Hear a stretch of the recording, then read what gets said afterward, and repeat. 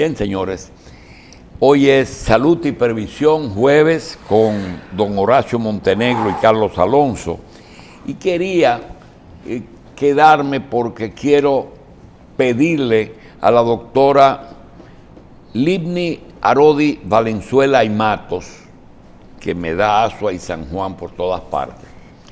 Y su especialidad me llama la atención, porque es una especialidad que no va con los tiempos. Es una especialidad para personas ricas. Sí. ¿Por qué yo digo eso? Daba a ver. Ahora va a decir, es verdad. Mira qué pasa. Ella es especialista en medicina de reproducción humana y en fertilidad. También tiene un tema que nos va a tratar, que es cómo se maneja eso en pacientes con cáncer, que es interesante. Deben tener hijos la gente con cáncer. De eso nos va a hablar la doctora. Y, como es natural, el tema principal, que es salud reproductiva. ¿Por qué digo que no es una especialidad de la época? Si fuera yo médico en ejercicio en ginecología y obstetricia, lo último que elegiría es medicina reproductiva, porque me voy a morir de hambre. ¿Cuál es la tendencia? ¿Cuál es la tendencia de los sectores de poder? Los sectores de poder quieren menos personas en el planeta. Por tanto, la medicina reproductiva no funciona. Menos nacimientos. Inclusive se ha hablado de que de 7.500 millones, lo ideal serían 3.000. Y le contesta, ¿y si hay una catástrofe en el mundo que se pierden vidas? Muy bien, pero yo tengo derecho, si estoy casado y no he tenido hijos, a ir a un médico. Tú tienes derecho, pero la población que hay es muy escasa. Además es costoso y tedioso el proceso de reproducción humana en personas con problemas de fertilidad. Entonces, eso por un lado, pero por otro lado, las empresas aseguradoras, las ARS, no quieren mucha gente, y eso no está en las listas de, ¿verdad? Y es que a veces, ella no está afiliada a una ARS porque ese es un lujo. La reproducción es un lujo y va contra los principios de las ARS. Sí. Entonces, le doy la bienvenida a la doctora Valenzuela y quería comenzar por ahí. Doctora, realmente la reproducción humana tiene muchos pacientes, si se pueden llamar pacientes, porque no hay demasiados ginecobstetras especializados en ello, pero no en la misma proporción que hay en los partos y en las cesáreas y eso. ¿Es así o no es así? Doctor, paradójicamente, los estudios recientes nos hablan de que cada vez, por múltiples factores ambientales, de salud y demás, va a haber muchísimos más casos de medicina reproductiva en caso de infertilidad. Inclusive los países desarrollados que estudian la medicina reproductiva, hablarse de España, Dinamarca es uno de los países que más tasa de infertilidad tiene. Hablan de que para el 2050, el 50% de la población va a ser infértil. Sí, va a tener que venir porque se está poniendo vieja Europa. Y van a tener hasta que poner a parir a las viejas, hasta eso. Pero realmente la tendencia es menos habitantes, ¿verdad, doctor? Mire qué sucede, ya inclusive la misma sociedad, las parejas tienden a tener menos cantidades de hijos y hacen lo siguiente, posponen su fertilidad. Muchas damas, por asunto social, económico, porque quieren desarrollarse profesionalmente, deciden tener hijos a una edad más avanzada.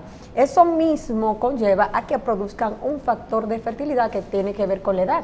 Nosotras las mujeres tenemos una carga genética, nosotros traemos con la cantidad específica de folículos y óvulos al momento del nacimiento y tenemos una vida útil reproductivamente conversando. Bien, entonces, vamos a seguir con ese tema, pero vamos a darle entrada a Horacio Montenegro para que oriente a la doctora sobre la parte de seguridad, ¿cómo se llama la sección? De salud y previsión. Salud y previsión. Salud y desde el punto de previsión, vista sí. de lo social. Adelante, Horacio. Buen día, Julio. Buen día a nuestros televidentes. Doctora, bienvenida. Gracias. La doctora es la que nos tiene que orientar a nosotros, no es al revés. Entonces, fíjese que yo entiendo que la especialidad de la doctora respecto al tema de fertilidad está orientada justamente para aquellas parejas que quieren tener hijos y tienen ciertos inconvenientes, ¿cierto?, para llevar un embarazo a término. Y es una especialidad que es muy necesaria para aquellas personas que están en esta situación. Doctor, usted me corrige si yo estoy equivocado. Y hablando del tema específicamente que nos lleva hoy a conversar con usted respecto a la fertilidad de pacientes oncológicos, sería súper interesante que usted nos pudiera explicar cuáles son los riesgos asociados, ¿cierto?, a una paciente oncológica que puede tener distintos tipos de tratamiento para combatir la enfermedad, si puede quedar embarazada estando en el tratamiento o si puede quedar embarazada después de este tratamiento contra el cáncer. ¿Qué sucede allí? ¿Cuáles son los riesgos? ¿Cómo se puede manejar esta situación? Doctor, lo interesante es que no solamente las damas, también debemos incluir a los caballeros. E inclusive existen tumores que ocurren en edad reproductiva y en pacientes muy jóvenes. Debemos dar la consejería a ambos, a mujer y a hombre, y darle inclusive las mejores opciones.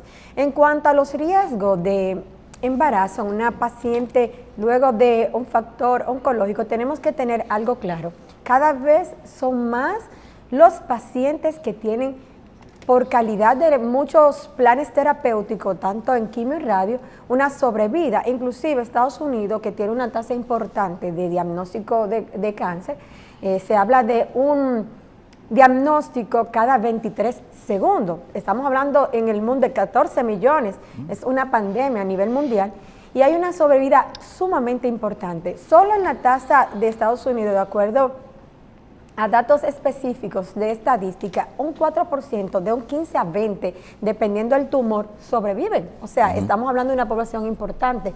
Y de eso, una gran diríamos, cantidad es en pacientes jóvenes, hombres y mujeres. Okay.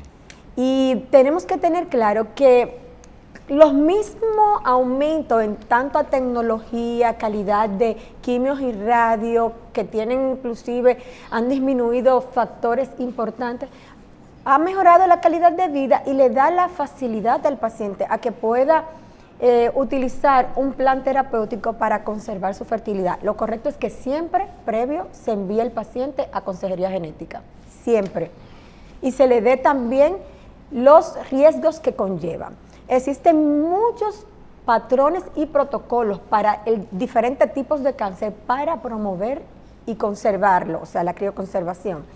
En los caballeros, sobre todo en una población importante, estamos hablando de los cánceres de tipo testiculares, que es en pacientes jóvenes, entre 20 a 40 años, y es uno de los más frecuentes en la población masculina. Y en las damas tenemos cáncer de mama, tenemos diferentes tipos de cáncer. Entonces, si le damos la oportunidad, el riesgo de que presente alteración futura disminuye. Nosotros vamos a hacer un plan protocolizado, individualizado, de acuerdo al tipo de cáncer que tiene, la edad en la cual se diagnostique y el plan que vayamos a realizar y la cantidad y frecuencia de ese tratamiento. Pero también hay algo que es, en algunas ocasiones puede presentarse el caso de que una mujer puede embarazarse y quizás durante el procedimiento médico de seguimiento al embarazo se descubra que tiene un cáncer. Entonces, ¿qué se hace en esas circunstancias?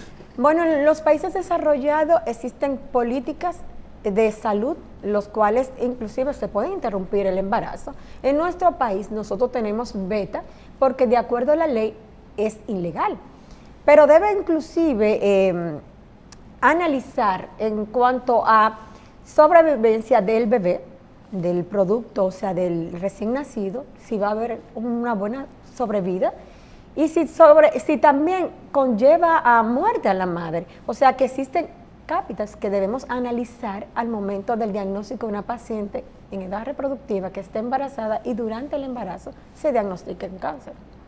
Pero hay algún tipo, por ejemplo, yo supongo que durante un embarazo o una persona con cáncer, una mujer con cáncer durante el embarazo, se le suspendería o se buscaría una alternativa a lo que es alguna radioterapia o algo que... no hay forma. No. Lamentando el caso, la mayoría de los medicamentos quimiotóxicos tienen un efecto muy directo, tanto en la reproducción de la mujer como en la vida del bebé, porque disminuye su crecimiento, pueden ocasionarle la muerte. Existen muchísimos patrones que deben ser tomados en cuenta porque la mayoría son incompatibles con la vida. Sí. Doctora, Carlos le hizo una pregunta para cuando la persona, la paciente, tiene cáncer y queda embarazada. Usted ya la acaba de explicar. Al inicio usted estaba explicando la persona que son diagnosticadas de cáncer, que no están embarazadas, ¿cierto? Tanto hombre como mujer, los procedimientos que existen para la criogenización de espermatozoides y óvulos para tener una fecundación in vitro, que es lo que yo estoy tratando de entender lo que usted me está explicando. ¿Qué pasa con los pacientes que han terminado sus ciclos de tratamiento oncológico y ya están, entre comillas, dados de altas y quieren tener hijos? ¿Qué pasa ahí después, en esa tercera posibilidad? Bueno, en aquellos pacientes que de inicio no se llevó un plan de consejería genética y de fertilidad, lo correcto es primero diagnosticarlo, evaluarlo y hacerle estudios de gabinete. Existen inclusive datos específicos científicos donde se habla que muchos de ellos pueden recuperarlo. En la mujer es muy difícil, es más difícil, pero tenemos la opción de ovodonación. Nosotros podemos optar por la utilización de óvulos donados y con el espermatozoide o el gameto masculino, realizar embriones y transferirlo a la paciente que ha sobrevivido al cáncer. Pero en los masculinos es un poquito, diríamos, más un tema masculino. Nosotros no tenemos criterios muy claros. Los varones tienden a decir, no, yo no quiero gametos donados. Tenemos que volver a la parte psicológica, darle el soporte científico, especificarlo. Ellos dicen, no voy a tener mi gen. Pero también existen algunos quimiotóxicos que luego puede recuperar, o sea, ser reversible la parte de la fertilidad, siempre y cuando se realicen los estudios del lugar como verificación de fragmentación, o sea, cómo están esos espermatozoides, si tienen su buena producción a nivel de fragmento y ADN, si esos espermatozoides tienen la calidad necesaria para que no ocurra un aborto. Luego debe hacerse inclusive diagnóstico preimplantación antes de utilizarlo. Por lo regular se necesitan de 2 a 3 años para poder valorar si esos espermatozoides tienen calidad específica para ser implantado por consejería de tratamiento de alta complejidad, o sea, in vitro, in situ, biopsia testicular. Existe toda una gama de opciones para la fertilidad masculina. Mire, sin ser médico, uno se ha encontrado con varios casos en los cuales hay un paciente, por ejemplo, ahora que estamos hablando de reproducción, por ejemplo, una pareja sin hijos, y nos encontramos con un varón que no se atendió con tiempo una varicocele. Eso es una causal también de la infertilidad masculina, comprobada. Así es. E inclusive es causante de fragmentación del ADN. Vamos y le explico. El ADN es el que lleva lo que es nuestra carga genética, el aporte masculino o femenino que vamos a ceder para que ocurra el blastocito, que es la célula final que se va a trasladar al útero, al endometrio. Entonces, ¿qué sucede? Para que ocurra un buen copiado de ese ADN, debe estar en óptimas condiciones, porque la célula necesita multiplicarse, se llama mitosis. Si esa mitosis no se da correctamente y ocurre una mala formación, un mal copiado, automáticamente en un futuro puede ocurrir un aborto, aunque ocurra, o no puede ser fecundado. Entonces nosotros necesitamos con calidad. En el varicocele no llega el suficiente soporte de sangre o irrigación por obstrucciones y alteraciones de esas venas tan interesantes que tienen los testículos. Entonces, no es que deja de producir espermatozoides, sino que lo produce con débiles para poder llegar de baja a la calidad fecundación. Y puede también bloquear la formación de espermatozoides. Ok, también, y hay algo más también. Con respecto, ¿se encuentra usted con mucha frecuencia los casos en el consultorio donde quizás por cuestiones culturales, vamos a decir de machismo, siempre el hombre no acepta que él puede ser el culpable de la infertilidad y de la falta de que la mujer no haya salido embarazada? Debo decirle que los caballeros es todo un tema, porque en su mayoría van al consultorio pensando que ellos están bien, y sobre todo si han tenido hijos previos. Sí. Y creen que todo está bien, que es asunto de la mujer. Dicho sea de paso, eso es tradicional. Si usted busca en la Biblia, los que son religiosos, observarán que la mayoría de las mujeres, su gran dolor era no tener hijos. E inclusive en culturas recientes, el hombre puede divorciarse si la mujer no es capaz de embarazarse. Israel es uno de los países donde más se realiza tratamiento de infertilidad, porque el gobierno lo apoya, es de forma gratuita, es hasta X cantidad de hijos, porque la mujer era maldita si no daba hijos. Se habla inclusive de Ana, que lloraba y le decía al Señor que por qué no tenía hijos, y el Señor le prometió a Samuel. Y cuando el sacerdote la encontró, le dijo: mujer, ¿pero por qué estás ebria? ¿Por qué estás ebria en la iglesia? Y ella le dijo: ay, no, Señor, lo que tu sierva está afligida. Porque culturalmente el hombre prefiere creer que siempre los problemas de infertilidad son femeninos, y dicho sea de paso, son un 40% de ambos. 40 la mujer y 40 el hombre. Así es. Sí, señor. No sabía que era en esa proporción. Sí. Pero, y otra cosa, antes de darle paso de nuevo a Montenegro, la parte relacionada con la edad. Yo he visto casos también de mujeres que ya después que tienen su vida realizada, de repente pasa lo que dicen: ¡ay, un accidente! No es ningún accidente, si usted estaba jugando con fuego se quemó. Pero entonces, de esas personas que inesperadamente, ya en una etapa de su vida en que ya no pensaban tener hijos, entonces de repente salen embarazadas, viene el temor sobre la calidad del producto y eso las agobia durante un tiempo. Entonces, ¿cuáles son los factores que pueden dar justificación a esa preocupación en un embarazo a edad muy avanzada? Las alteraciones cromosomáticas, o sea, el cromosoma de baja calidad. Inclusive existen diagnósticos para que esas damas que tienden a tener hijos a edad avanzada, y protocolos internacionales que dicen que luego de los 40 años a las mujeres deben hacerse los protocolos de test para alteraciones cromosomáticas, o sea, test genético. Ok, sí.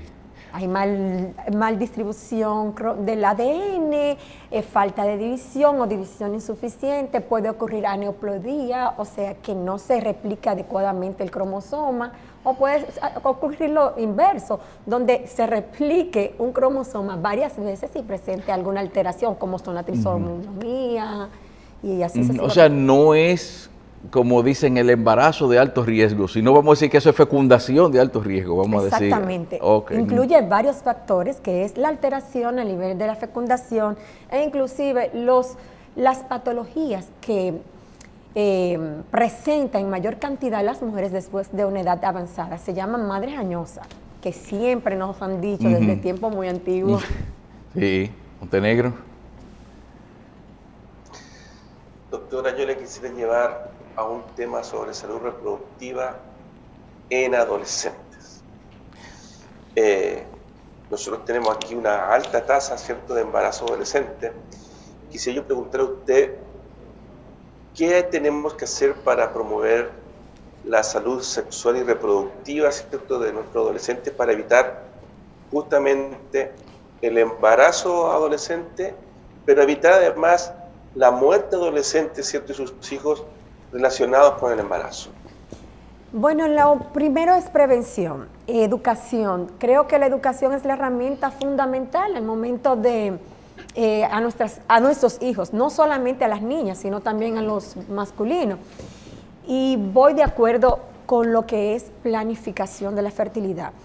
Observamos que ya en los colegios han implementado como, diríamos, una asignatura más, la parte de medicina reproductiva. En mi tiempo, en mi juventud, también existía moral cívica, que se hablaba de lo que era la salud, la reproducción, los ciclos femeninos.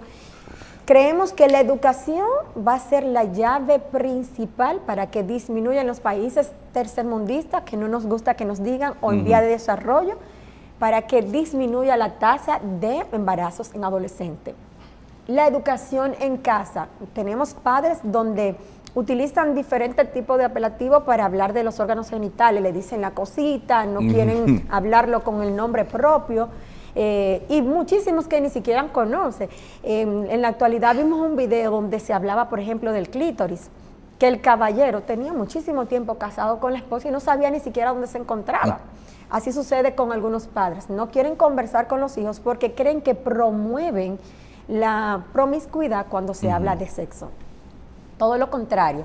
La educación empodera a la chica para decir no, para saber esperar, inclusive y prevenir enfermedades de transmisión sexual, porque no solamente el embarazo, estamos hablando de que existen enfermedades virales, no solamente el HIV, sino clamidia, hepatitis C, o sea, muchísimas alteraciones, donde una niña que no tenga la educación necesaria, que no promueva la parte de prevención y se proteja adecuadamente, puede presentar muchísimas cosas, embarazo en adolescente, enfermedades de transmisión sexuales, cáncer.